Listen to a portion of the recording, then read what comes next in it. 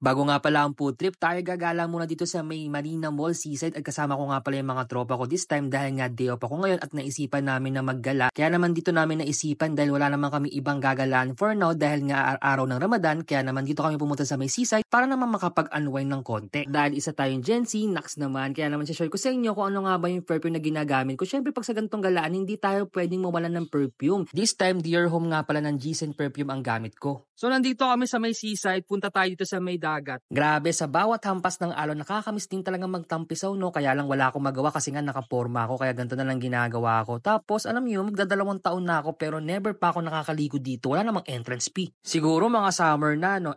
Baka naman mga tropa, charot. Kaya naman ito, tamang senti lang sa gedi. 2 taon na ako, pero hindi pa ako nakakalangoy sa dagat ng Kuwait. Takot pangitin.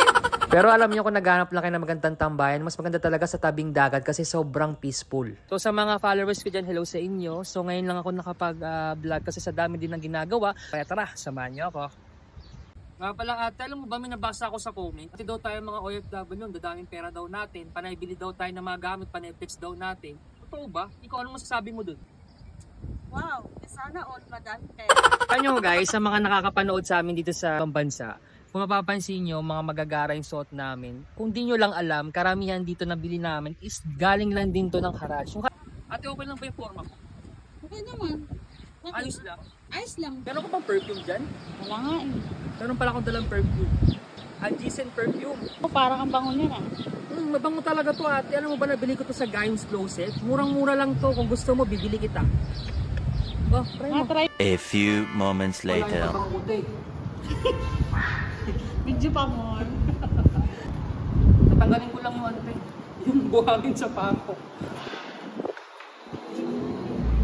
At dahil 6:30 PM na nga, nakaramdam na kami ng gutom kaya naman we decided na lumabas na ng Marina Mall at pupunta na kami ng Osong Salmia para kumain nga kung saan kami mapapadpad. Tayo pa namang mga Pilipino kapag tuwing gagala, hindi pwedeng mawala ang food trip, diba? Hi, everyone. Kapag talagang gutom ako, hindi nyo talaga mamamalayan na ang kulit-kulit ko na, o diba? O sumayaw pa yan, TikTok yan, parang hindi naman. O tapos nag-Coco Martin pa yan, o diba? At tuwing nadadayo ako ng Marina Mall, diyan ko laging gustong dumaan sa escalator na yan. Parang feeling ko ba nasa naiya na ako pauwit para magbakasyon. Charot! Nawala yung pabango ko. Te, yung pabango. We. Hanapin mo doon sa Marina. Ewan ko ba naman kasi ang bilis ng pangyayari. Kanina hawak ko lang yung pabango, ngayon wala naman. Ray-Ban dito. Sa mga gusto may Ray-Ban, kasalan nyo kung magkano? 63 KD. Minsan parang gusto ko na lang din bumili sa Pilipinas kasi yung presyo dito, kung i-convert mo talaga, unahan ko na kayo hindi siya sa kino-convert ko. Pero kung i-convert mo siya, doble yung presyo talaga dito ng dinar. Siya, kakain muna kami at sana nag-enjoy kayo sa aming vlog at huwag nyo kalimutan i-follow ang aking Facebook page para road to 10K na tayo. So paano ba yan? Hanggang dito na lang muna and see you in my next vlog. Yun lang.